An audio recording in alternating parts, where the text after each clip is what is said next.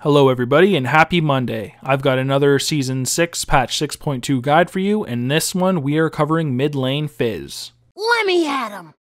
Fizz is a skill-based mid lane AP assassin. With his kit, he has a lot of outplay potential, and in the mid and late game, he's able to delete squishy targets. He starts off rather weak in the lane, however, but he does make up for this with a good mid and late game. So let's hop right into it, starting with his pros and cons, the first one being he's got huge burst potential. He's got relatively high AP ratios, and he even has an ability which does percentage of missing health damage. Since we do have some dodges and dashes in our build, we are able to go for a rather squishy high AP build. Having all of these high AP items and the abilities we do have, that is what gives us the huge burst potential. Fizz's next pro is that he's also a strong 1v1 laner. He can get bullied really hard at level 1, however, when he does get all of his abilities and he's got a few items, he is a very strong laner. The fact that he's also able to dodge when he is getting ganked by the enemy jungler is what also makes him strong in the lane. The next two pros kind of go hand in hand, which is he can dive with his E, and he's got high snowball potential. The fact that Fizz gets stronger as the game goes on, and he is able to kill targets under tower and simply E out, makes him one of the best assassins in the game. When he is snowballing, he can kill most opponents under their own tower over and over again, and he can simply roam top and bottom and do the same thing. A Fizz that's getting out of control is one of the most annoying things to try and deal with in the game. He's able to insta-give most squishy targets, and when you are trying to chase him, he's insanely slippery with his E and the fact that he can go over walls. His last pro, which I kind of mentioned before, is he's able to dodge skill shots. By activating his E, he starts dodging for 0.75 seconds, and then after that, he simply lands somewhere in the radius. This can be used to escape by hopping away or over walls, or to initiate fates by hopping into a target. This ability alone is one of the main reasons Fizz is so strong. So although Fizz does have a fair number of pros, he's also got some cons, the first one being he's extremely hard to master. The two main reasons are his E use is extremely important, and his ultimate is a skill shot. For a lot of the skill shots out there, you do have to have really fast reaction time in order to use your E to not take the damage. There's also some abilities you wouldn't necessarily want to jump over. Say you were against a Lux and you jumped over her little orb, but then you landed and got in a root, that is a big issue. You have to pay close attention to what abilities are on the enemy team and must be dodged. You have to try to use your E to dodge all frontline abilities to try to get into the backline where the squishy targets lie. When you do have the opportunity, you should also try to land your ultimate on the squishy targets when you can get a clear line on them. Your ultimate does hit the first target it hits, so you don't necessarily want to just fire it into a team fight where it could land on, just say, a Maokai.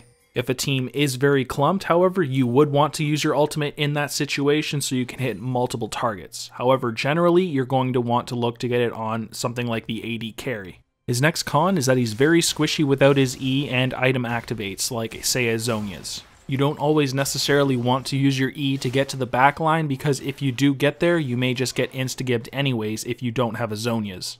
As long as you do properly time it, you should be able to E into the backline, do some damage for a bit, Zhonya's, and then E out. Just keep in mind, when you are in the period of not having E or Zhonya's, you are very easy to kill. Fizz's last con is that he's hard to catch up if you are behind. One of the luxuries of playing Fizz is you are able to E to get to a target and then do a bunch of damage. However, there may be points where you are not able to kill your target, and if you E into them, they're just going to kill you anyways. If you are in this situation, obviously use your E more defensively, but fights are going to be very hard for you. For Fizz's Masteries, we take 12 Ferocity and 18 Cunning, and the keystone mastery we do take is Thunderlord's Decree.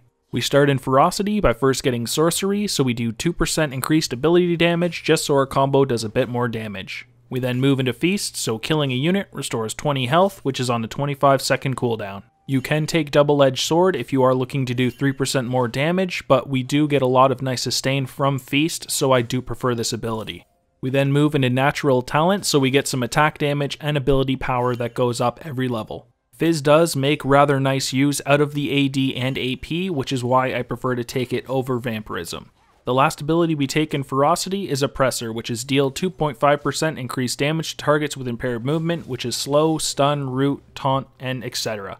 Fizz does have some slows and knockup in his kit, so this is a very nice thing to take on him since he doesn't have to rely on those kills to get the increased damage first. We then move into the cunning side by first grabbing Savagery, so our single target attacks and spells deal 5 bonus damage to minions and monsters. Since Fizz is a melee champion and he can have some trouble getting the last hits in lane, this is a very nice thing for him in the lane phase. Since Fizz is an assassin, we then grab Assassin, so we deal 2% increased damage to champions when no allied champions are nearby. And obviously no allied champions are nearby in the mid lane, so this is pretty much a permanent 2% increased damage in lane. We then follow it up with Merciless, so we deal 5% increased damage to champions below 40% health. And this is really nice on an assassin because your combos usually end up dealing just a bit more damage.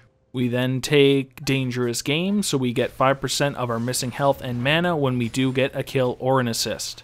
This is great in team fights if we're getting kills and assists just to get a bit more health and mana to live through those, and it does help us survive ignites sometimes in the mid lane when we're 1v1. Finally, we get 2 Precision, so we gain 3 plus 0.3 per level Magic Pen and Armor Penetration, and this is just to get through the magic resist opponents may have. And finally is our Keystone Mastery, which is called Thunderlord's Decree, and I'm sure you're all very aware of what this does, but I'll tell you anyways. So your third attack or spell on an enemy champion calls down a lightning strike, dealing magic damage in the area. The damage is 10 per level, plus 30% of your bonus attack damage, and 10% of your ability power, and it has between a 25 and 15 second cooldown based on your level.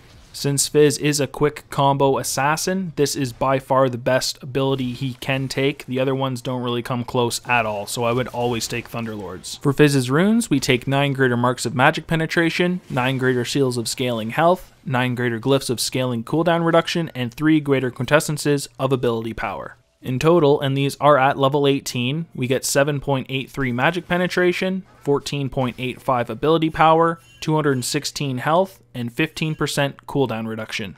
The magic penetration, ability power, and cooldown reduction makes it so we do as much damage as possible in the lane. The cooldown reduction also does, however, help with our survivability as we are able to use our E to dodge more often. Since we didn't take magic resist glyphs like usual, the scaling health is very nice for helping you survive in the mid lane. Now we look at his summoners, which are Flash and Teleport. Flash has a lot of defensive and offensive uses. This can allow you to escape from champions or can be used to chase opponents if needed. It's great on an assassin like Fizz as it helps you get to the squishies you need to delete. You can also use your E to get to the backline and kill them, and then simply flash out and re-engage if you do need to. Teleport is starting to increase in popularity in the Korean pro scene and is therefore transitioning into ranked play.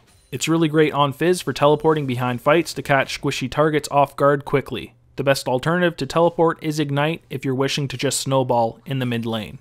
If you are new to the mid lane and you don't really know how to use teleport effectively because you don't really have the map awareness, then I would just stick to Ignite because obviously it would be much more use to you. Now we're going to look at each of Fizz's abilities, starting with his passive, which is called Nimble Fighter. And you can tell Fizz hasn't been reworked because his passive isn't 3 paragraphs long. So his passive, very simply, he is perpetually ghosted and takes 4 to 14, based on level, less physical damage from basic attacks. It's nice because you can freely move through units and you don't really get blocked by minions, and you just take a little bit less physical damage in the lane, so you don't really get as much harass as a typical lane would. Other than that, there's not a whole lot to say about this passive. It's rather simplistic. So now we're going to look at his Q, which is called Urchin Strike.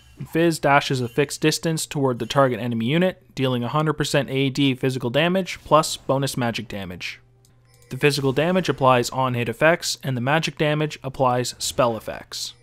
The bonus magic damage is between 10 and 70 plus 35% AP, the range is 550, the cost is between 50 and 70 mana, and the cooldown starts at 10 seconds and ends up at 6 seconds. All this really is a dash that does a little bit of extra damage, so we do max this one last because the AP ratio is only 35%. Next is Fizz's W, which is called Sea Stone Trident. In the passive part, Fizz's basic attacks rend his target, dealing magic damage over 3 seconds, capped against minions and monsters.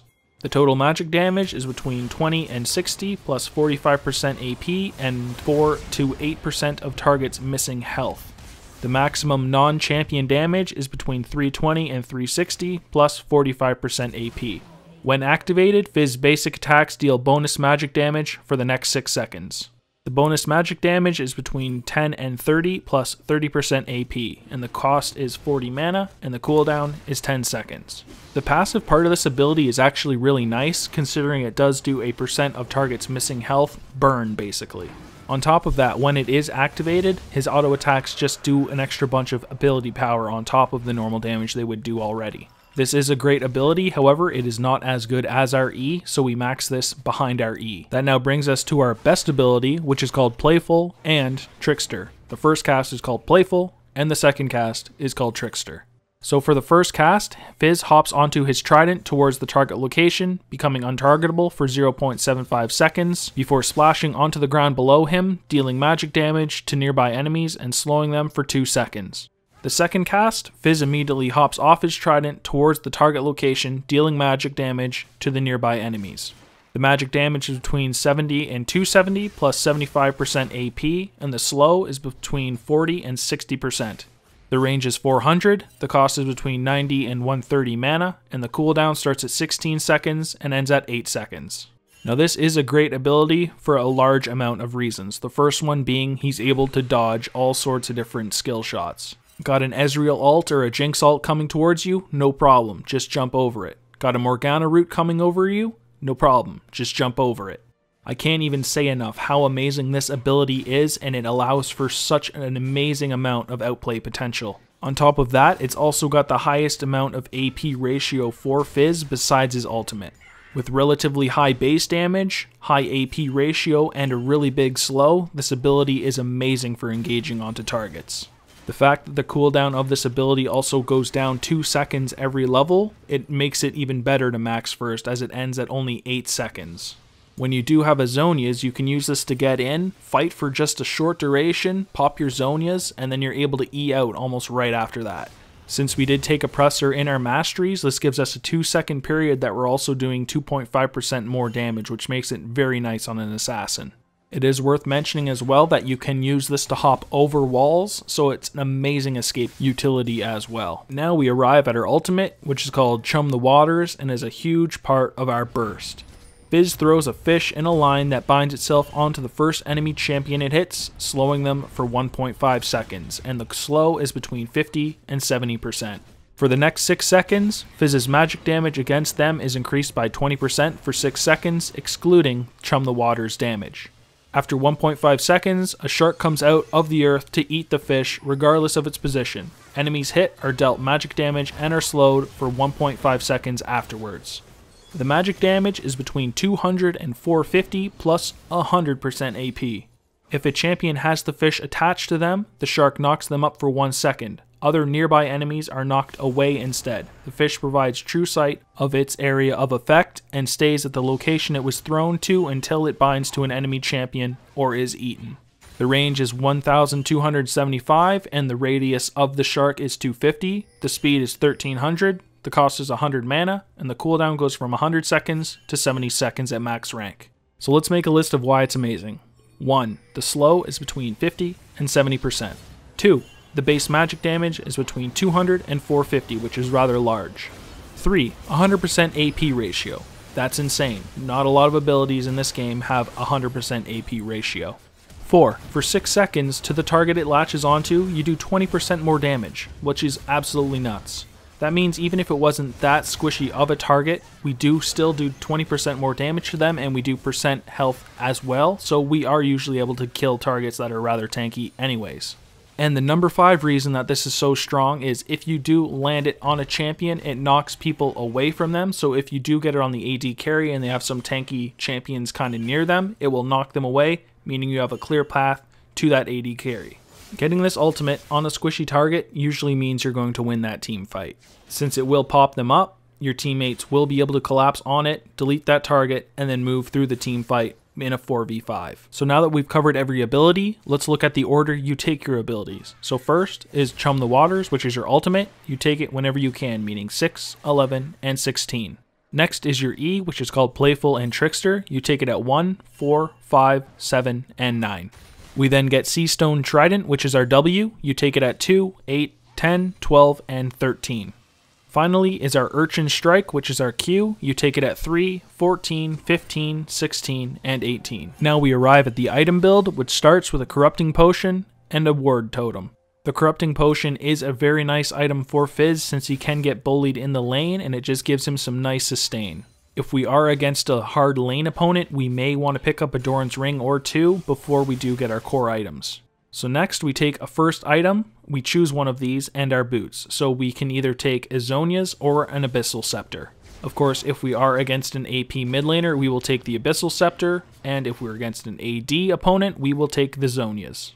After one of those items, we take the cooldown reduction boots, so we are able to use our spells more often. For our mid-game core, we end up taking our Lichbane third. If we were against an AP mid laner, we would take Abyssal Scepter, Ionian Boots, Lichbane, and then Zonia's. Of course, if we were against an AD mid laner, the Zonia's and the Abyssal will swap places. An example full build would be Abyssal Scepter, Ionian Boots, Lichbane, Zonia's, Rabadon's Deathcap, and a Void Staff. This gives us a very high amount of AP with a nice activate defensive from the Zonia's and some nice magic resist from the Abyssal Scepter. Lichbane is a very nice item for an AP mid lane assassin. We can simply get off auto attacks in between our abilities and get off a huge proc of AP damage from those melee attacks. If we were snowballing really hard in the game, one alternative would be a Magi's if we were looking to get that movement speed. If we wanted a bit more health to get tanky and add more slows into our kit, we could get a Rylai's. One other alternative would be a Guardian Angel. I don't get this very often, but it is one thing you may want to take sometimes. Now we're going to look at each of the phases in the game for Fizz, starting with his lane phase. So Fizz is able to hold his own against most mid laners, however, lane phase is not where Fizz is strongest. Early on, he's just a squishy melee champion and can be abused rather easily by some champions. Screw you Ryze and screw you Diana. His level 1 is rather weak and he shouldn't really look for trades until level 3. When he is level 3, he can simply go in on an opponent with his Urchin Strike, activate Seastone Trident and get off a few autos, and then use his Playful to dodge trade damage. He can then either bounce away and trade again later, or land on your opponent and go for a kill. If you are against an opponent like Ryze, who is very hard for Fizz, just try and get as much farm as you can and get into the mid game. And now we arrive at the mid game, which usually starts after people have picked up their first few items and towers have started to drop. Fizz is a champion who really excels in the mid game as he's able to roam the map and delete squishy targets. With his full combo, he's able to easily insta-give AD carries who are caught out of position. Try to push your lane as much as possible, then look for opportunities around the map to get you snowballing. When Fizz has started snowballing, he's able to tower dive a lot of targets and he's able to not take tower damage in return due to his Playful and Trickster. Finally, we arrive at Fizz's late game. Late game is the point in the game where most AD carries can 3-shot people, tanks never die, and support starts spamming CC. This is where people have 4+ items and team fights start breaking out all over the map.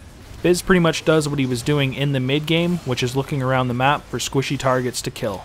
Since we take teleport and Fizz is able to jump over walls to escape, he makes for a pretty good split pusher as well. He can simply push lanes and when teamfights are about to start, teleport to the fight. In late game teamfights, try and land your ultimate on either a high damage opponent or a large clumped up portion of the enemy team. From here, your main priority is to get to the enemy backline so you are able to delete their high damage, squishy champions. So that pretty much covers it for our mid lane Fizz guide. Please note that you can go to www.egamingtv.com to view the rest of our guides in a nice list. You can also find us on Twitter at egaming_TV. If there are champions you guys would like to see, please also leave those in the comments and I'll be sure to get around to those very shortly. If you guys did enjoy the video, please also like and subscribe as we do have lots more League of Legends content coming out in the future. Thanks for watching and I hope to see you guys in the other guides.